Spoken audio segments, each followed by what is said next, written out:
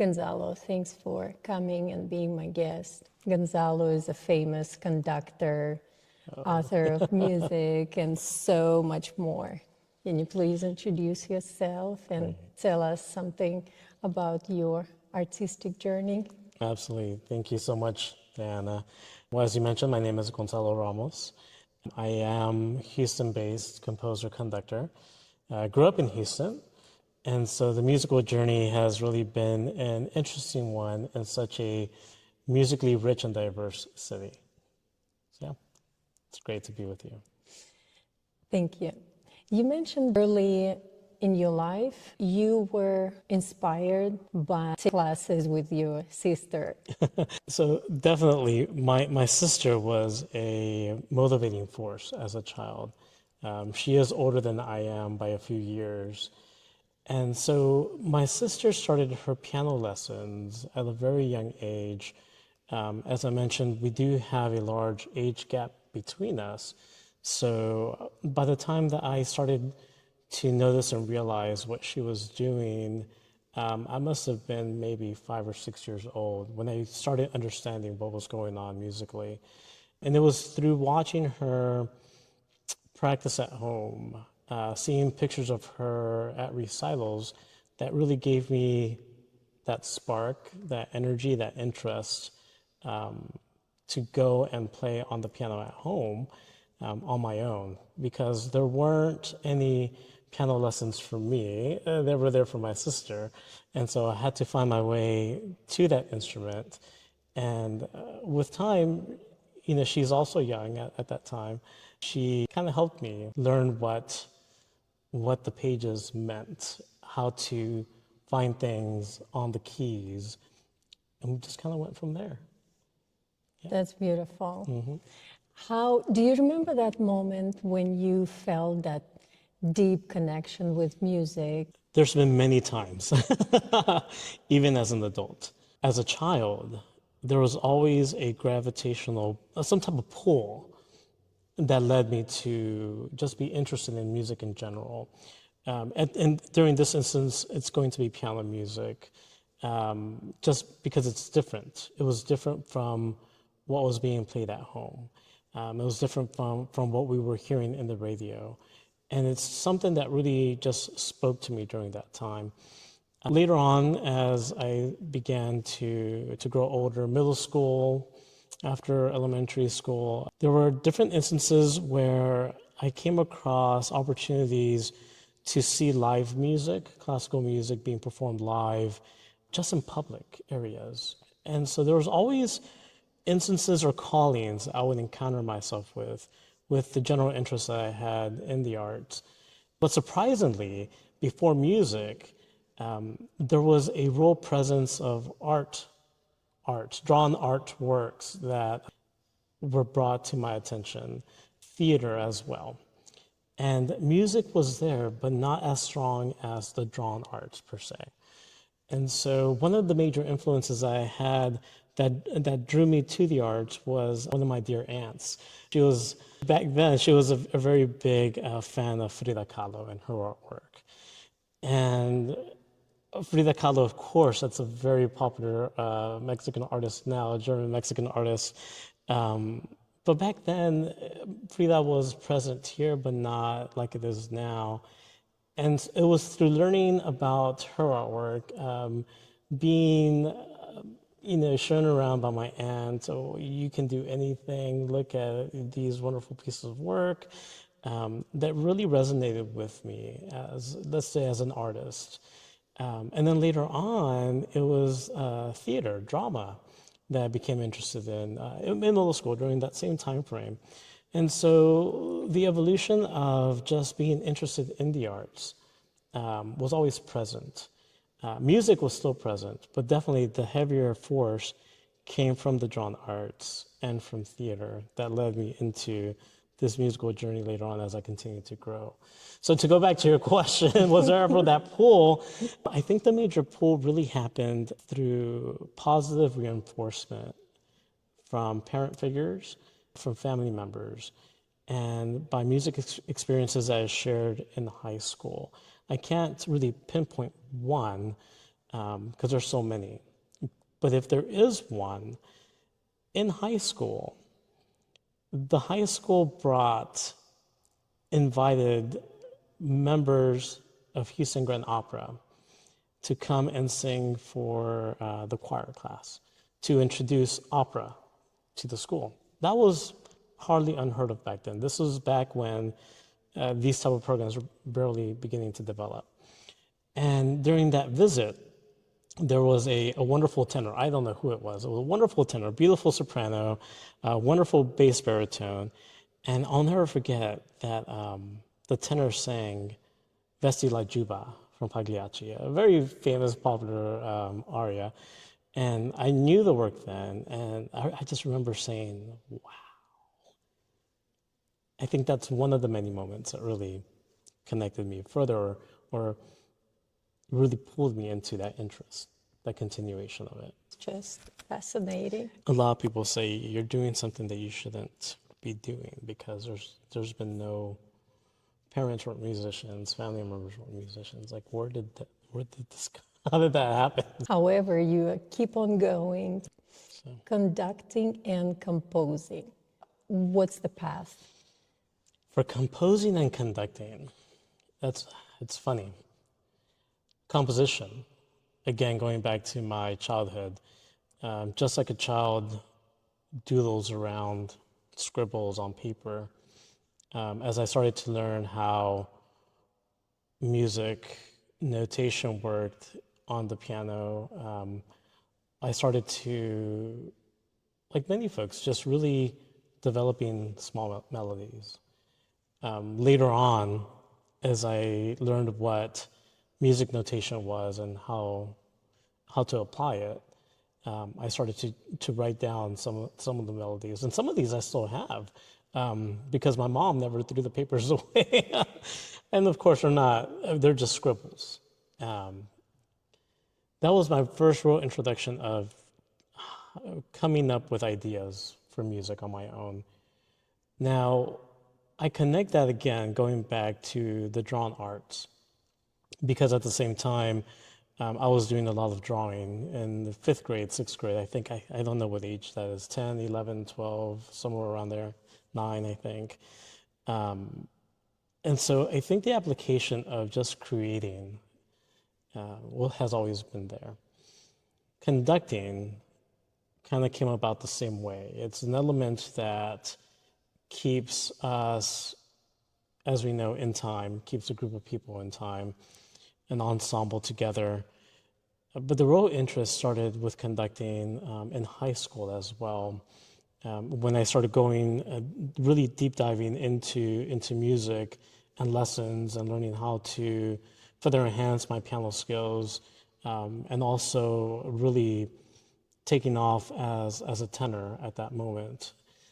And so with conducting, I had an opportunity in high school to be in front of an ensemble of the choir there and guide them through a piece or two. And this is all attributed to the amazing mentorship, friendship, and wonderful relationship that I established with now the late Charles Powell, which was our music teacher at that time. And I really do owe a lot of the support, the positive enforcement that he provided to us. So conducting has always been something that just kind of felt natural. I mean, the skills have to be honed eventually later on, with that sense of time and really looking at how the music works as a conductor, the interest has always been there. And composition is just like drawing. It's a different canvas that has sound. That's all that is. I agree. Fascinating. You wear so many hats: composer, conductor, leadership, helping the community.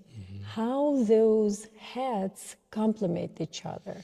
Yeah, so I don't think of them as separate.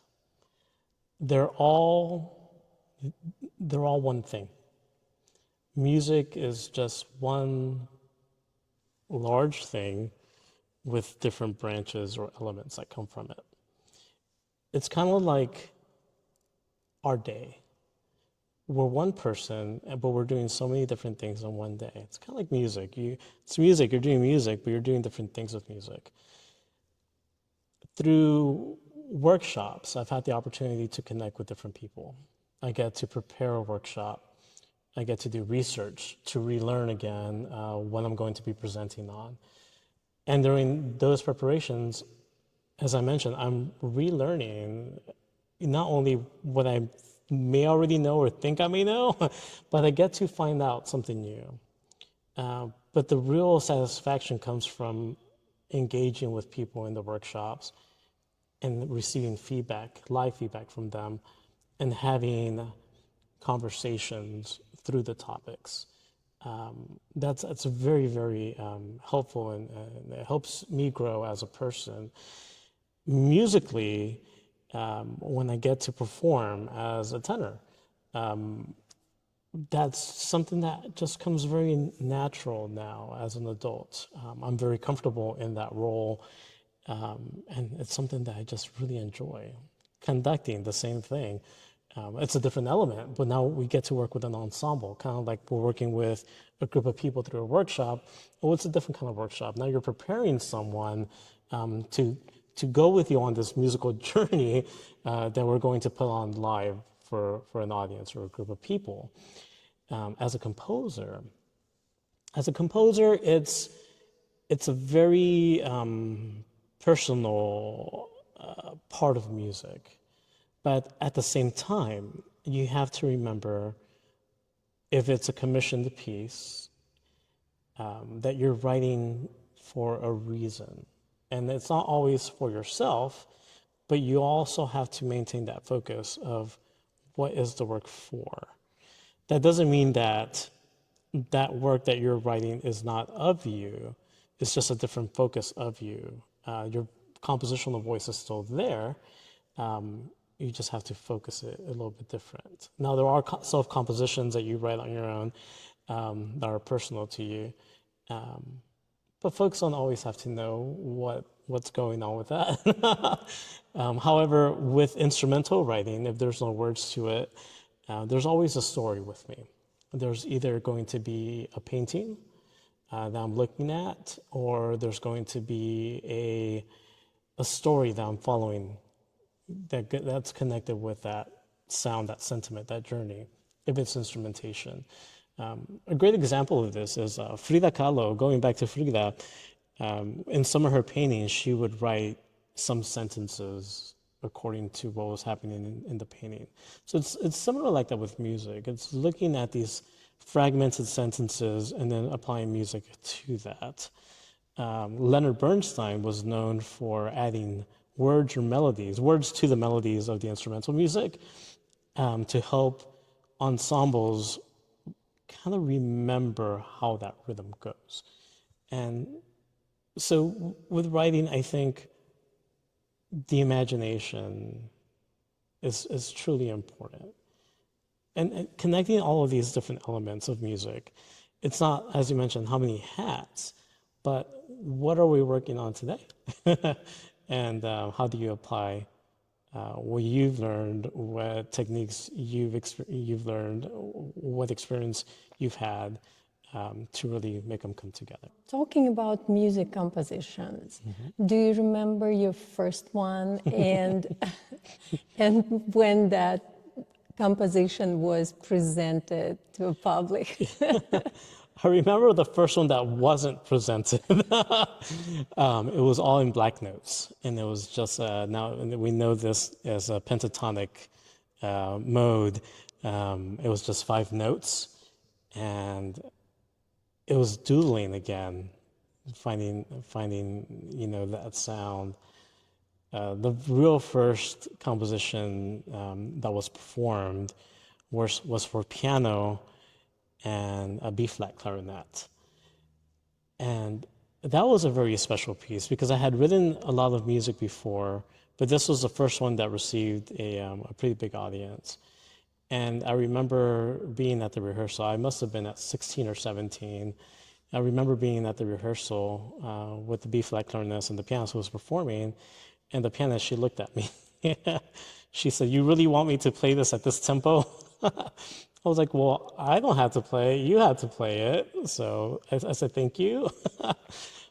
Through those experiences, we learn the do's and don'ts in compositional writing.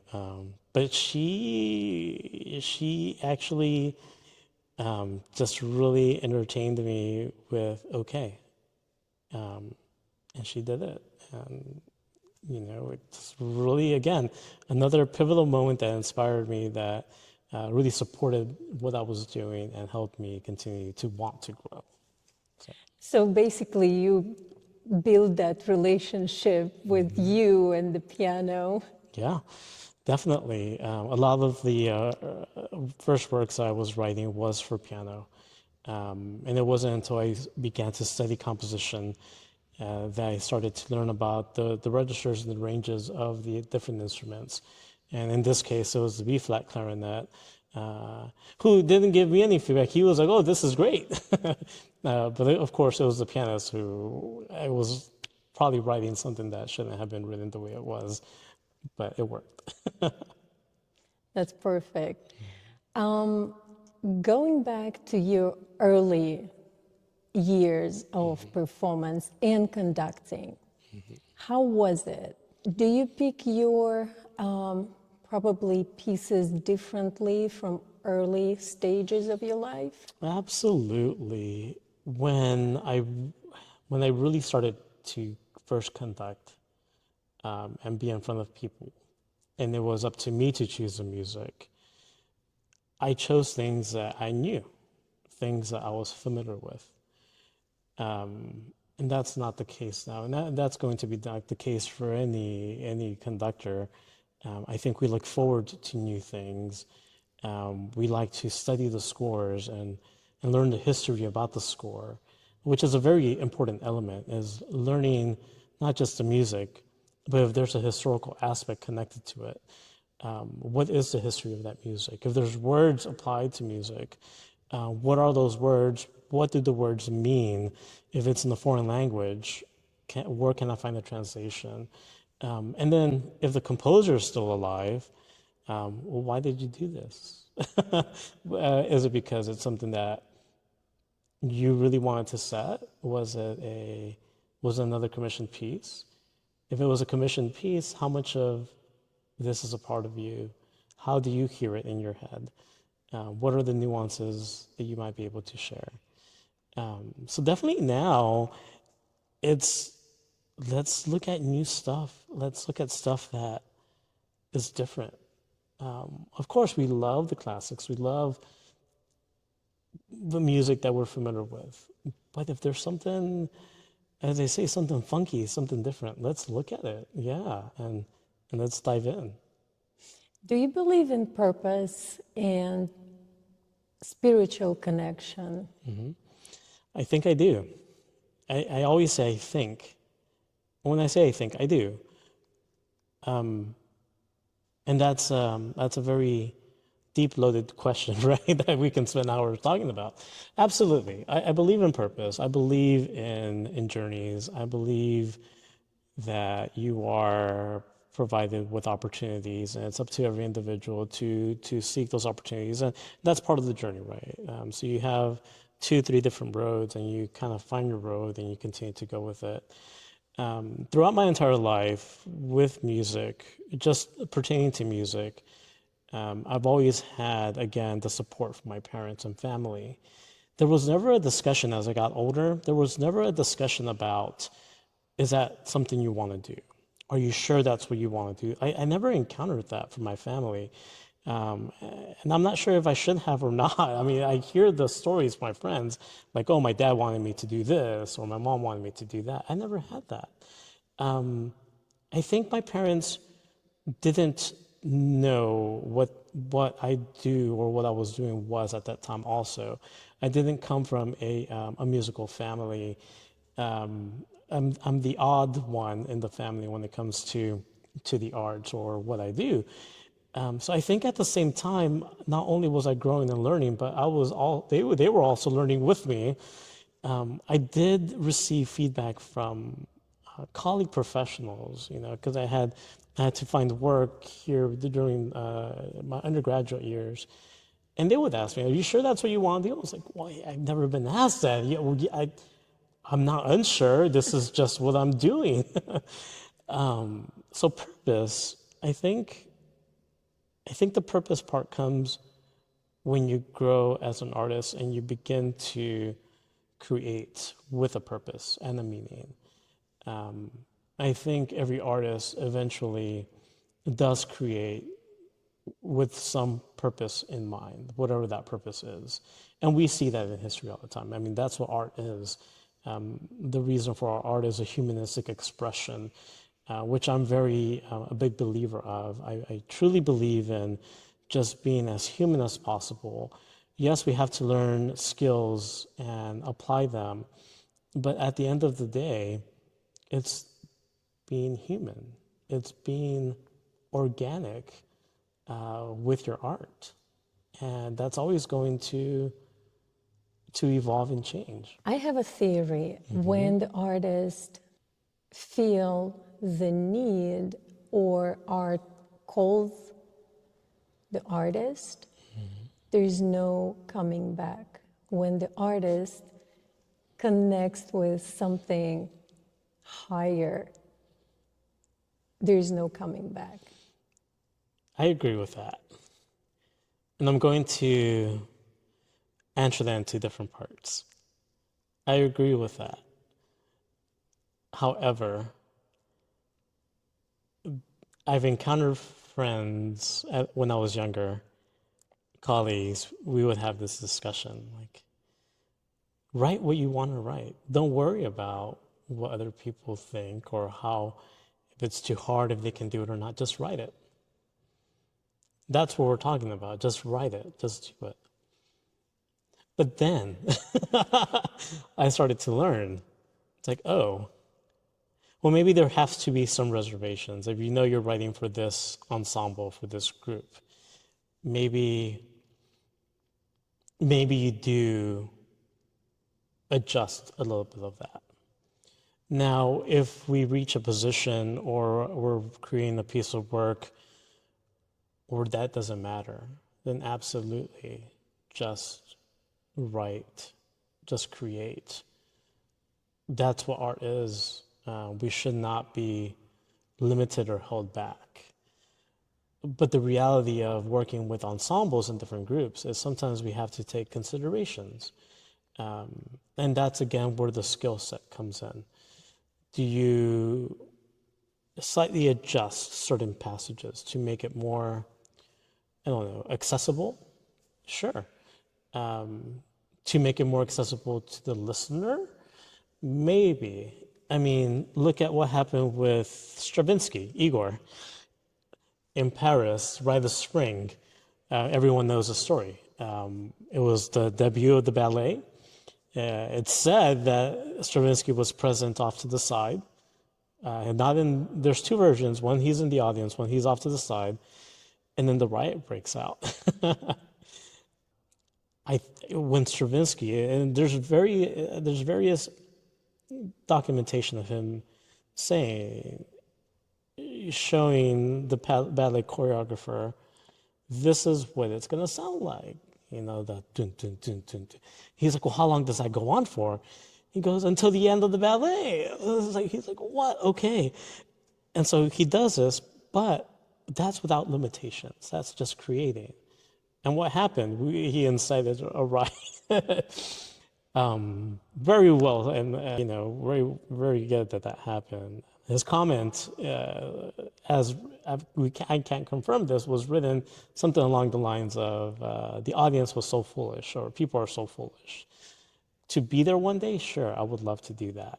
I would love to just write. When I write now, when I compose, I am writing as me. Do I have to adjust a few notes? Sure. Every now and then, I do. I'll have to create and then go back, spend some time with it, and readjust. And where I learned that really came from Stephen King, the author. That is unexpected. So Stephen King, the author, he put a book out there on writing. And in one of his chapters, he describes his process of writing and what he recommends. And so whenever he's writing a short story or a chapter, just write it. But don't be 100% ready to put it set to print. Put it in the drawer for 2 months and then come back, and you're going to learn what you need to adjust. And adjust it. And adjust it to who you're trying to create for as well. So there's all these different elements, as I mentioned. There's art, there's theater, there's literature that I've always been I love to submerge myself into it. And I think all of that goes into my application of writing. So to write, I would love to just write, but I do have to adjust every now and then. That's why I said it's kind of twofold. So it's like emotional and mental perspective. Absolutely. From what's going on right now and what changes are going to be in 2 months. Mm-hmm. Unless the deadline's sooner, you have to go into it with that in mind already. Mm-hmm. When you have to write for someone else, what's your preference? Be more free or be more guidance? Can you please share? Absolutely. So if I'm writing for someone or a group or ensemble, the first question is always going to be, where is this taking place? What's the atmosphere like? I don't know why, but that's important to me. It really helps me understand what that emotional connection is going to be with the audience. What's that intimacy like? And then you need to know who's performing it, because that really gives you an idea of what skill set you're writing for. Everyone has different levels of skill sets. I mean, this is why we have virtuosic performers, and we have very, very wonderful, very talented non-virtuosic performers, right? And so you just really have to understand who you're writing for. And then, is it going to be a piece without text? Is it going to be sung, not sung? If it is, what's that text? Is there a reason why we're choosing that text? And then after that, it's just me. Everyone has their own voice in their art. And so when it comes to writing, it's just, okay, we'll start to write. I may ask, how long does it have to be? Do I have 4 minutes? Do I have 5 minutes? Do you need 12 minutes? Do you need 2 minutes? That's important too. And I think that comes from just working with various groups, coming back to the whole different hats, really understanding, working with different groups in workshops, conducting, singing, performing, and just working with a vast amount of people. Many of your compositions were performed in different places. Houston, Texas, to Rome, France, Italy. How does it feel to see your music? Well, first of all, to have anyone perform any of my works is I'm thankful and grateful for that. I really, really am humbled by that. And then to see the works performed internationally, I think it takes me back to the entire humanistic, artistic perspective. There's something that I have written that connects or resonates with someone else across, as I say, across the pond on the other side of the ocean here.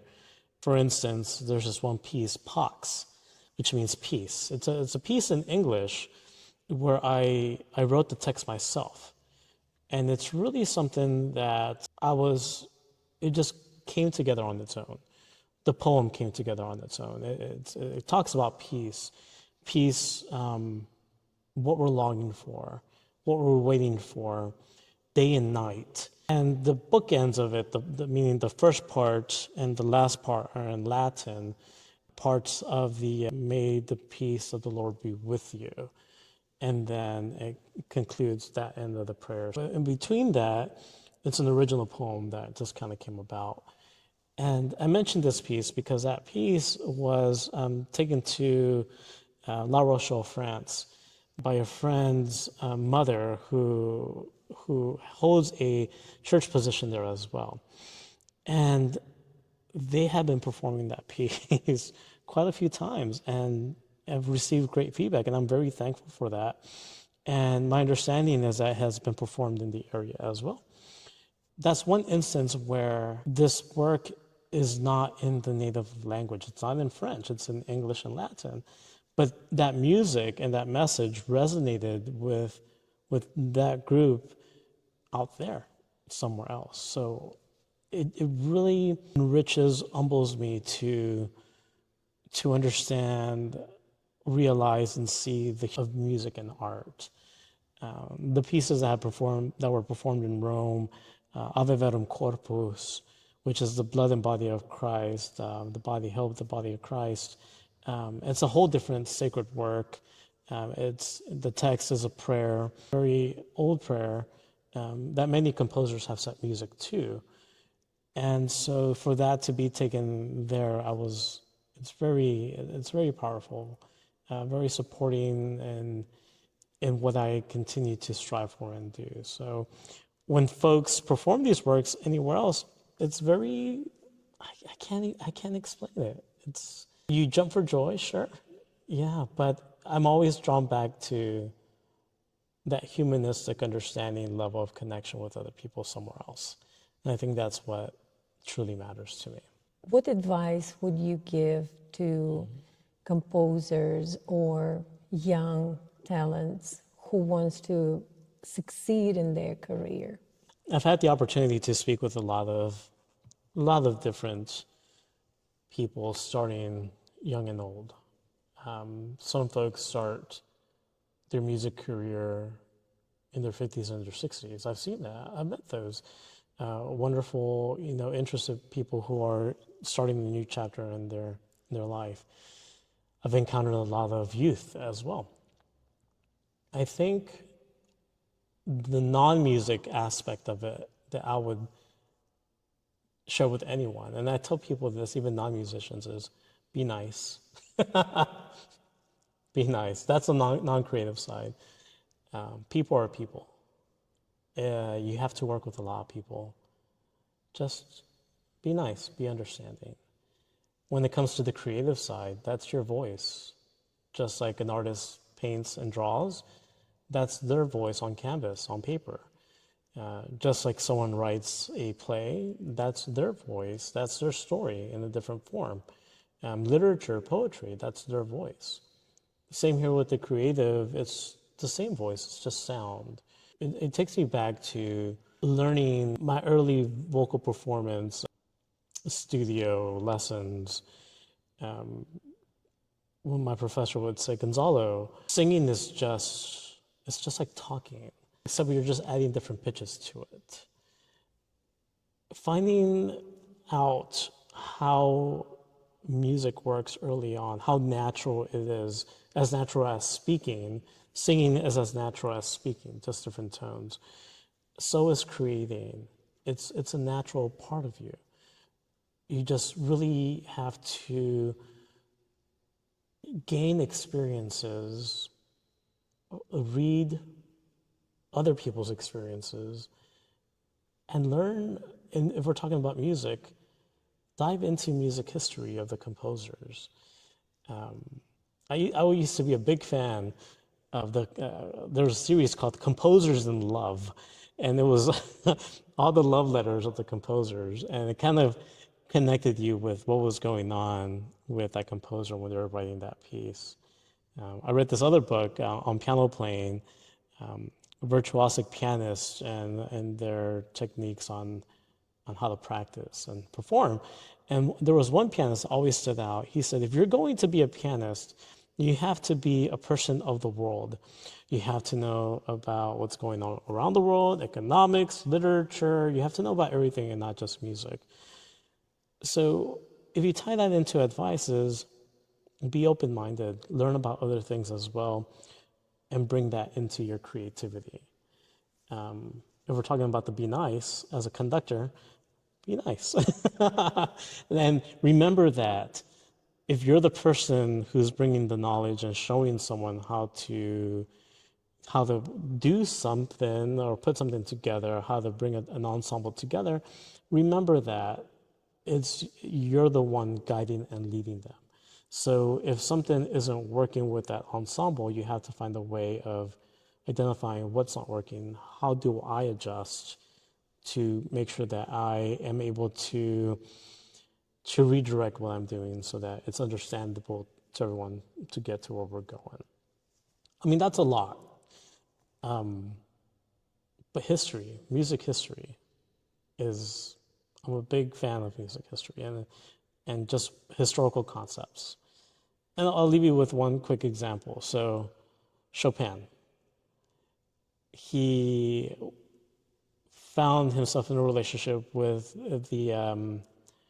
George Sand, the literature writer, the French writer, whose first name escapes me right now, of course, last name Dupont. And a lot of his works, later works, there's a lot of historical context of his relationship with that author. And his travels during that time with the author and her children. And you can only wonder how much of that was influenced. One example of the Raindrop Prelude, it's dubbed the Raindrop Prelude. There's been writings and documents of the struggle that he was having in his relationship during that time and the rainstorm that was coming. But more importantly, we find and learn that he was very ill and sick at that time. So learning those nuances as you're learning this piece on the piano, as a performer, it can kind of connect you a little bit more with that humanistic aspect, emotional aspect of it. And you're going to find that in a lot of work, a lot of art. There's been a huge discussion about how emotional music is and how composers just put all their emotion into it. Sure. And then there's a discussion about how Mozart was fake. There was no emotion. He just wrote. But the other side of that is I don't think that's true. I think there's still a lot of emotion to be found in that classical period as well. In this case, they just pointed Mozart out. But you have to think about all of those things as a creator, as a creative person, composer, conductor, musician, just anything. Yeah, just bring it all in together and think about it. Is it something similar to sharing the perspective of artist and audience, connecting those two perspectives? The person who did that very well, and I'm sure many people do this very well, Leonard Bernstein. So Bernstein always gave a lecture of sorts before some performances. They've been recorded. I mean, they're on YouTube in black and white. And he takes the audience member through a journey. This is what the composer was doing. This is what this section is playing. This is what this means. So yeah, I think it's important to connect the knowledge, the emotional, the explanations with the audience at times. There's some concerts where it doesn't warrant that. It doesn't call for that explanation. But if you go to a lot of intimate recitals, if you come to some of my concerts, at times I'll share a historical tidbit about the piece. I might talk about where the composer is from and what was going on during that time period that he wrote that piece. I think it's going back to, it's important to know about the history of music and know a little bit about what's going on with that person and when they created that. And more I find that people enjoy that. Not everyone, but the majority of people that I've met, they really enjoy those pre-concert lectures or those notes or those fun facts. And no, I do truly believe that it's important to combine both the art, the lecture part, and the knowledge. If your music or performance, a painting or a color, how do you see it and why? I do see it. It is in color. It's in color with words and sound. I do as a hobby. I'm not saying that I do this. As my hobby, I paint with oil. Absolutely. All of the paintings in my house, they were painted by me, good and bad. They're in my house. I painted them. When I write music, those who are close to me, they know that I talk about colors and the senses. It's not just its color. It's how does it feel also? How does sound feel? Different medias? Yes. How does that darkness feel? How does that lightness feel? Is it sharp? Is it dull? There's a sense of feeling with music too. A funny story, when I was taking piano lessons, we were playing through, it was a Beethoven sonata, and it was down here, it was grumbling down here, and there was a movement that came through that passage, and I told my piano teacher that, I told her, this always reminds me of nausea, like when someone's vomiting. And she's like, what? Well, I hope you're not feeling like vomiting. I was like, no, I'm not feeling like vomiting. It's just kind of mimics that sound. And that's really when I started paying attention. How does sound reflect actions, physical things, color, and words? And when I started learning that, folks, composers, directors like Leonard Bernstein, oh, they apply words too. Okay, a lot of people do, and it really makes sense. So when I write, it's a big thing. I love going to the Museum of Fine Arts because they do such a good job of curating video, silent black and white video with words, and I can sit there and just watch the different videos, in silence, and try to understand the meaning of what they're describing with the storyline, and just really hear music to that as well. It's all connected. For me, it's all connected, absolutely. My final question. If you have a chance to collaborate with anyone from the beginning of humanity, authors, musicians, who would that be? There's so many. There's so many favorites. I mean, if we What talk was about the first one? Nadia Boulanger, the French professor composer, who had a great studio of students, studio of students. Aaron Copland, really stands out. Bernstein himself, they all studied with her, and so many, Quincy Jones, all were with her in France at one point. And there's so many wonderful pictures of all these great composers just standing next to each other. Now, George Gershwin, he didn't study with her, but he was there through the introduction of Maurice Ravel. And so you see all of these great influential people just together. To be just a part of that would be great. I mentioned Maurice Ravel. I would love to just be able to talk and say, how how did you write that? How does how does your music really sound like water? How did that happen? Were you just kind of trying to figure it out and it worked out really well? Or did you hear that? Or Ravel, Gershwin, he was so influential in combining jazz and the classical world together. Right now, they're performing Porgy and Bess. A complete culture, different culture that he submerged himself in to really understand those nuances of the language, and created the story along, with the lyricist, pen writer of that. And Igor Stravinsky, again, like, how? Just talk to me about it. No, you don't show me, but what were you thinking? How was that working in there? Rachmaninoff, all of them. Chopin, of course. Beethoven, what was that like? There's a whole study of the shadow of Beethoven, the great article, The Shadow of Beethoven. We studied this in undergrad. and it pretty much says all music leads to Beethoven, and then after Beethoven, everyone's just pretty much in his shadow. There's nothing been so influential as his music. People have touched on it, and people look to Beethoven. A lot of composers have. And he's still relevant today. Born in 1770, died in 1827. That's like in the middle of the classical period, romantic, right before you go off into the Impressionistic era. He was really a big influential voice in what came after that.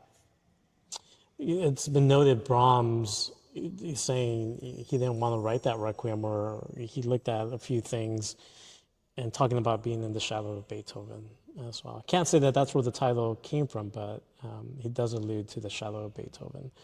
So there's too many. Bernstein, how do you conduct that? How do you, Shostakovich, just too many. I can't answer that one. Too many, all of them. I want to meet with all of them and just say hi and have coffee or wine. Makes sense. I have the same question. How did you do it? You just, How? I don't think you think. I don't think you think. You just do. You do with reason, you do with purpose, you enjoy it. And it's very gratifying when you get to do it with people who enjoy what you're doing as much as you do. And you just enjoy every moment of it. It's like being back in school, really. Everything that we do is like what we studied in undergraduate, our recitals, our performances. We're just doing it as adults now, as children, going up to the recital platform on the piano. It's what we do in recitals now. It's just, you're just doing it as a grown-up with a different skill set, and you just do it. You do it. That's all. I can't elaborate on that one. I don't want to sound like the manufacturer company, just do it, but just, you just have to do it. Yeah, find your voice, find the one that you enjoy, find your skill set, find what's really speaking to you. In my case, sometimes, unfortunately, they're all speaking to me, and I enjoy them all. So just keep going. Thank you so much for sharing your journey. It is fascinating. It is so inspiring. Thank you for coming. No, thank you so much. Thank you. It's been great.